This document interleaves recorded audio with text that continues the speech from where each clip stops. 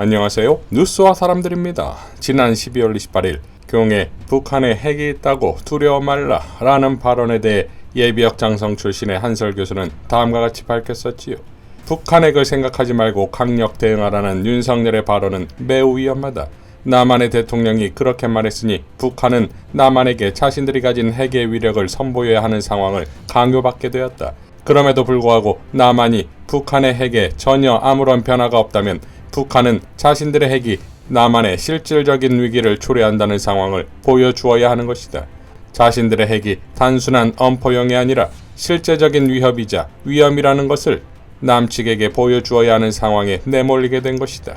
대통령의 발언이 신중해야 하는 이유다. 성질대로 말을 하면 안 되는 이유이기도 하다.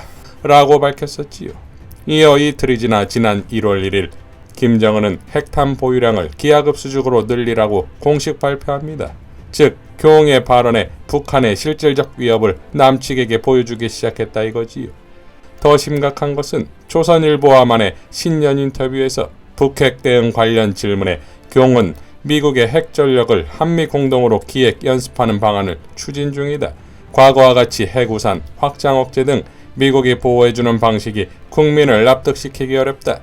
실효적 확장 억제를 위해 미국과 핵에 대한 공동기획, 공동연습 개념을 논의하고 있고 미국도 상당히 긍정적이다. 핵무기는 미국의 것이지만 계획과 정보 공유, 연습과 훈련은 한미가 공동으로 해야 한다 라고 발언했습니다. 빵 터지게도 이에 대해 바이든은 한국과 공동 핵 연습을 논의하고 있지 않다고 밝혔지요. 자, 새해부터 바이든의 패싱이 또 시작되고 있지요. 이러면 당연히 바이든에 더 매달릴 수밖에 없는 것이고 아니면 기시다에게 매달리겠지요. 남북관계와 미중러일의 외교의 수를 전혀 읽지 못하니 그저 글로벌 허구만 되는 거 아니겠습니까? 김도열 작가는 다음과 같이 밝혔습니다. 트럼프는 취임 직후 김정은을 로켓맨이라고 하면서 당장 전쟁을 할 기세였는데 바이든 정부에서는 미스터 김이라고 정중하게 호칭하면서 조건 없는 대화를 하자고 북한에게 매달리는 모양새다. 북한은 현재 핵 처리 시설의 확보와 기술은 오래전에 이미 완성이 되었고 그렇게 만들어진 핵탄두를 무기화하는 장거리 탄도미사일 ICBM의 개발도 완성된 것으로 보인다. 북한이 수시로 탄도미사일을 쏘는 이유는 우리는 핵무기가 완성되었고 미국 본토까지 쏠 능력이 있다는 것을 끊임없이 과시하기 위한 것이다. 즉, 김정은은 애초에 미사일 발사 실험이 한국이 아닌 최소 일본에서 경우에 따라서는 미국까지 겨냥한 것이다. 최소한 북한은 우리가 미국과 싸우면 죽겠지만 그 전에 심각한 타격을 입힐 수 있다는 메시지를 보내는 것이다. 그 메시지는 미국도 중국도 일본도 러시아도 알고 있다. 한국도 민주당 정부에서는 알고 있는데 국힘당만 모르고 있을 뿐이다. 한국전쟁 당시 휴전협정문에는 미국의 클라크, 북한의 김일성, 중국의 펑더화이의 서명만 들어갔지 한국은 빠져있다. 한국은 전쟁의 주체에서 빠진 것이다.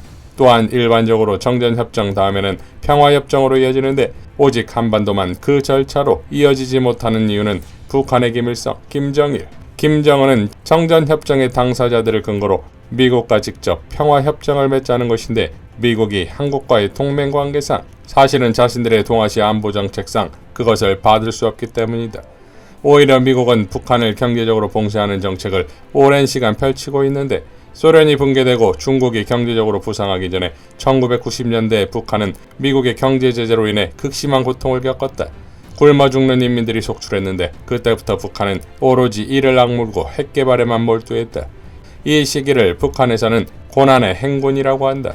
북한이 당장 굶어 죽고 있는 와중에도 핵 개발에 몰두한 이유는 지금 당장은 고통스러워도 핵 개발이 완성되면 미국이 지금처럼 경제 제재를 하지 못한다는 확신이 있었기 때문이다. 북한 입장에서는 굶어 죽거나 미국과 싸우다 죽거나 결과는 변함이 없다. 적어도 핵으로 세게 한 방 때리고 죽겠다는 결사항전의 의지인 것이다.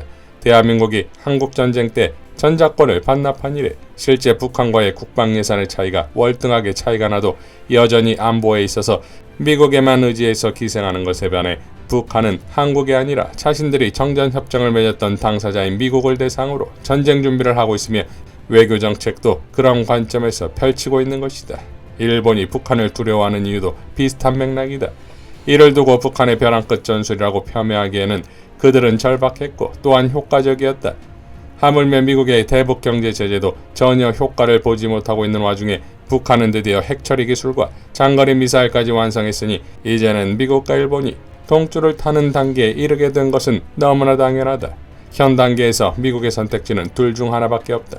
북한을 핵 보유국으로 인정하던가 아니면 북한이 핵을 포기하는 대가로 충분한 경제적 보상과 김정은 체제의 보장이다.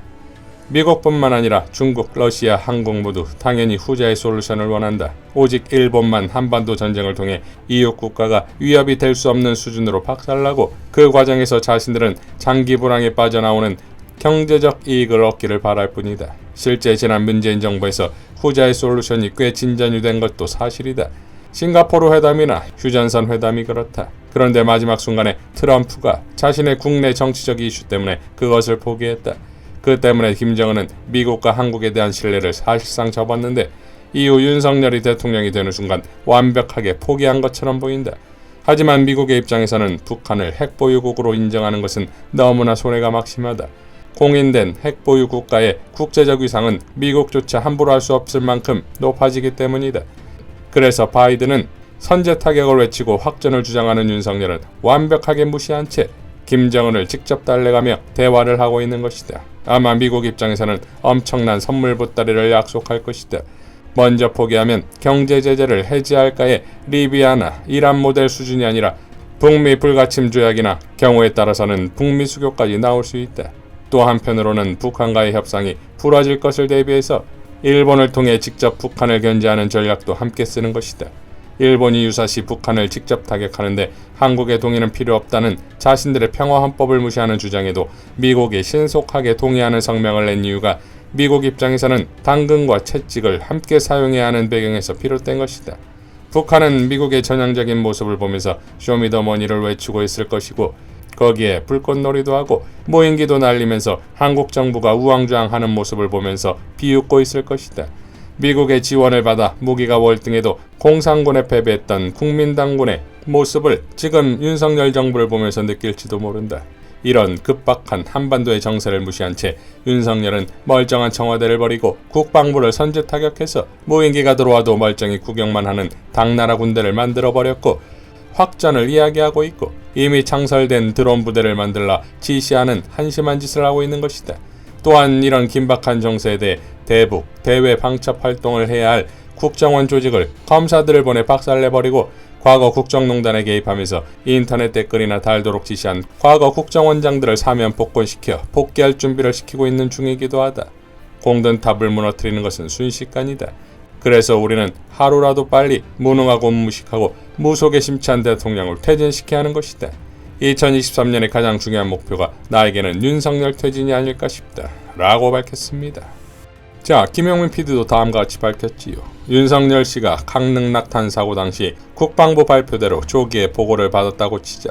그러나 명령한 게 딱히 없다. 서울에 무인기가 나타나도 손쓰지 못했지. 놀랍지 않았다.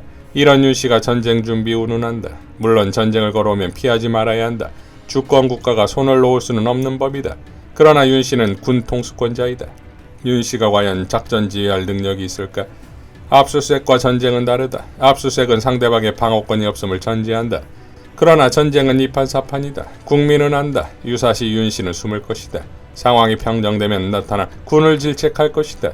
군 수뇌부는 구속될 것이고 가장 혹독한 군 생활을 한 문재인 대통령의 정부나 민주정부가 왜 한반도 평화정책을 추구했는지 아는가?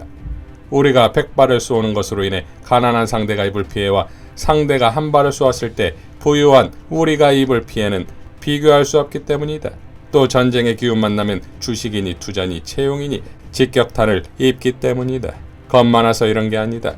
병역 면제자의 허세가 나라와 국민의 운명을 뒤흔드는 형국이다. 하루빨리 하야시켜야 한다. 라고 밝혔습니다. 김진양 전 개성공업지구 지원재단 이사장은 다음과 같이 밝혔지요. 전쟁 위기가 심화되고 있습니다. 현재 전쟁 위기는 구조적 위기입니다. 지금 당장 전쟁이 촉발되어도 전혀 이상하지 않을 일촉즉발의 위기입니다. 평화를 지키기 위해 우리는 나는 당신은 무엇을 하고 있습니까? 무지, 무개념, 무책임과 무모함까지 겸비한 정부의 오판이 전쟁 위기의 한 축입니다. 전쟁은 완벽한 지옥, 완벽한 악, 완벽한 무의 상태입니다. 백척간두의 전쟁 위기 앞에서 우리는 나는 당신은 무엇을 하고 있습니까? 무엇을 할 것입니까? 답하지 못한다면 전쟁은 피할 수 없습니다.